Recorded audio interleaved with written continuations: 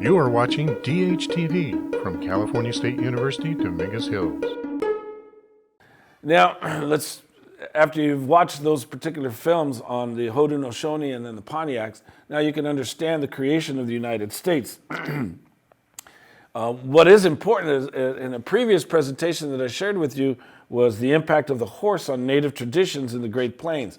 This was significant, so keep that in mind, because it's important to realize how the horse will become crucial to the success rate of native resistance to first Spanish, then Mexican, and finally United States colonization plans. So this is what the United States is going to inherit with regards to native resistance movements, especially as the United States moves west, especially once they get into Texas. The Kiowa and the Comanche are going to use the horse most effectively in their hit and run techniques against the colonization programs. And so we're going to see only the advancement of industry through the use of the railroad and the genocidal slaughter of the buffalo is going to bring these plain horse cultures to a standstill. So the appearance of the horse created new movements of populations along the plains and increased the trade in buffalo products in the Southwest. So I'm just leaving that. I just want you to remember that. Now let's get to the United States. Now, the United States at the outset will not recognize Native peoples as part of the new experiment in nation building. In fact, Thomas Jefferson, if you want to bring that to the front, Thomas Jefferson will familiarize himself with the doctrine of discovery, and he's going to write one of the most racist statements enshrined as part of the Declaration of Independence. Those merciless Indian savages whose known rule of warfare is an undistinguished destruction of all ages, sexes, and conditions. So, American school children are going to learn very early in their lives the prejudice of the founding fathers of this nation. To them, the Native peoples will be the terrorists. Native peoples will not be accorded the rights and privileges of citizenship in the 19th century. So, in the first week of this course, I shared with you the concepts concerning the racialization process. And I shared with you that racism is an instrument of power used by those in power to perpetuate their power. Thomas Jefferson knew very well what he was doing when he phrased merciless Indian savages into the Declaration. Now, what is important to appreciate as we follow the logic of prejudice, stereotype, avoidance, of discrimination, making it legal to create a disadvantaged society, a disadvantaged population, to segregation and isolating and using the law to isolate. So what is next? How does the society come to hate? Did the United States commit genocide? Well, what is this all about? So one of the things that's most important is the War of 1812 that's going to bring this nation together, because Great Britain is going to attempt to take the United States back. It is here where we need to appreciate the role that Native peoples play. And we're going to learn from a great Shawnee leader named Tecumseh and his brother Tenskwatawa. We're going to take a look at Shawnee resistance to U.S. expansion through the War of 1812.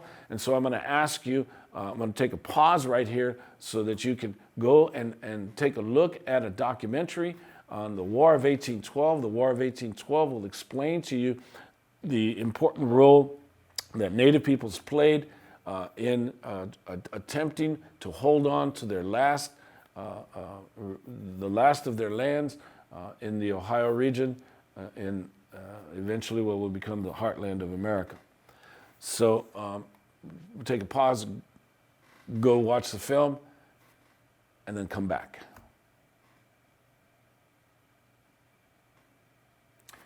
Okay, so you've watched the film, so you've understood certain things, as I shared with you, following the logic, prejudice, stereotype, avoidance, again, discrimination, segregation. What is next? How does society come to hate? Did the U.S. commit genocide? What is removal all about? Well, let's go to the person that's going to finally implement what Thomas Jefferson had vision for, and that is Andrew Jackson. Now, in the textbook, you will be appreciating the chapter on Andrew Jackson, especially on the indigenous experience, specifically related to removal. President Andrew Jackson will implement a policy known as the Indian Removal Act, which challenged all Native peoples east of the Mississippi River to move west. The Cherokee experience with removal is what's most important here, as known as the Trail of Tears. They refer to it as tears because on their way to being removed to what is known today as the state of Oklahoma, which is called at that time Indian Territory, they shed their blood along the trail. So I'm going to share with you a documentary on the Trail of Tears, and I'm going to ask you to go and watch that so that we can appreciate something about this removal policy. So I'm going to take a pause again, go watch the Trail of Tears that's available to you, and then come back.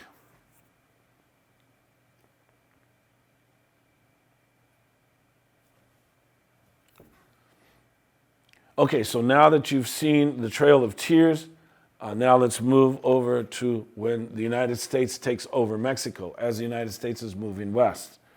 Now, when the United States takes over Mexico, the native peoples likewise are going to encounter a policy of removal. The Navajo and the Apache are going to be formidable groups who resisted both Mexico and U.S. economic expansion.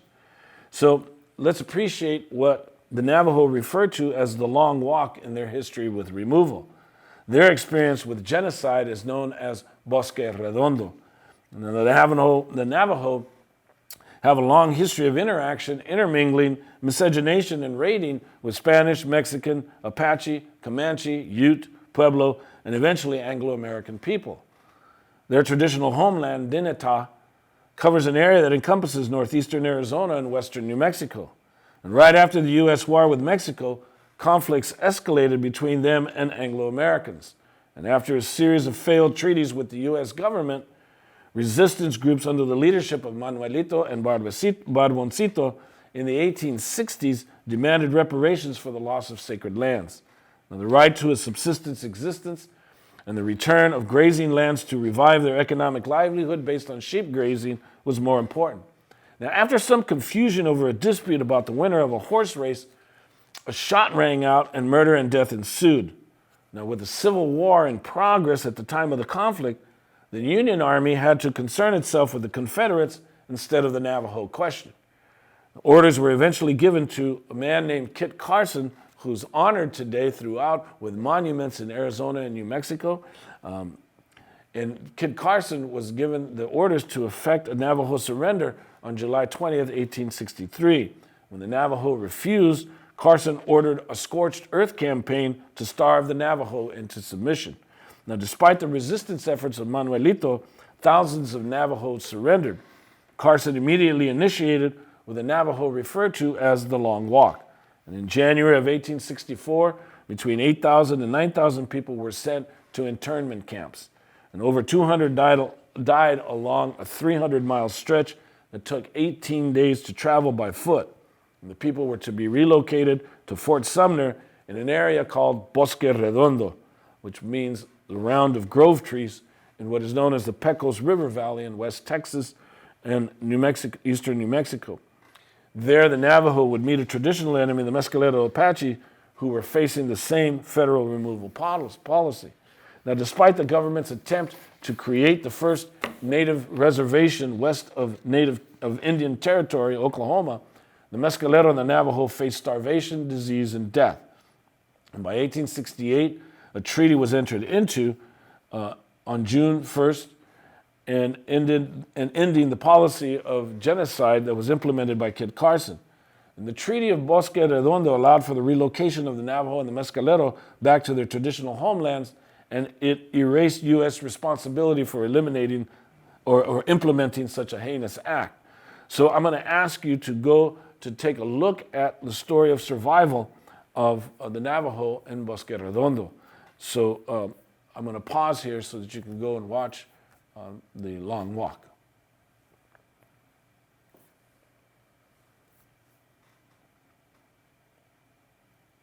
Okay, now you're going to come back and we're going to take a look at the Sand Creek Massacre. Let's take a look at Colorado's history. Again, every state in this union, in this nation, has a history of genocide towards Native peoples.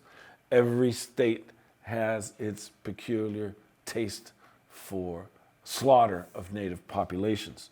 Let's take a look at Colorado's. The ultimate act of genocide was committed by a 700-man force of the Colorado Territory Militia. This is under the leadership of Colonel John Milton Chivington. He was a Methodist preacher and an anti-slavery advocate. He is going to be in charge of 800 troops of the 1st and 3rd Colorado Cavalry and a company of 1st New Mexico volunteers. They're going to meet at Fort Lyon, a place near a campsite where peaceful Northern Cheyennes under the leadership of Black Kettle were living. Black Kettle had an American flag and a white flag of peace over his lodge. Anxious for a fight, Chivington ordered drunken members of the militia to commit genocide. And while Chivington bragged that 500 to 600 warriors were killed, basically the Cheyenne had counted 53 men and 110 women and children dead. 15 Colorado militiamen were killed and over 50 wounded, not from Native retaliation, but from friendly fire caused by drunken behavior. The militia plundered the campsite and left no one alive. They dressed their weapons, their hats, and military regalia with body parts, with fetuses that were ripped out of pregnant women, and with male and female genitalia. Women's clitorises were wrapped around saddle horns. Pubic hair were garnished their holsters and their belts. And they traveled to Denver and displayed their battle trophies to the populace. A congressional committee investigated the massacre, condemned the atrocities, but no one was punished. The U.S. conveniently washed its hands of the atrocity. So now I'm going to ask you to go and visit a documentary that describes what happened at the Sand Creek Massacre.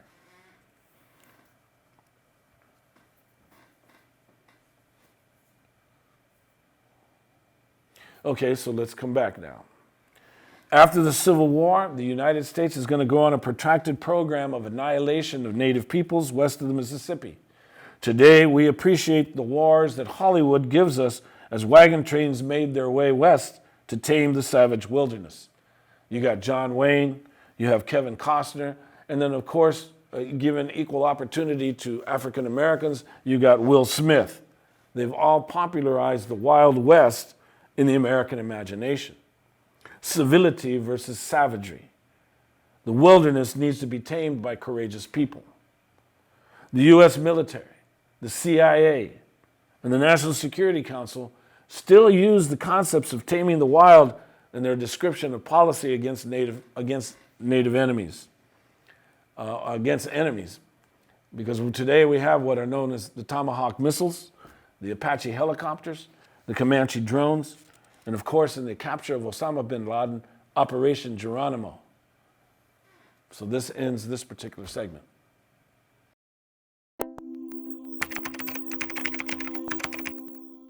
You are watching DHTV from California State University, Dominguez Hills.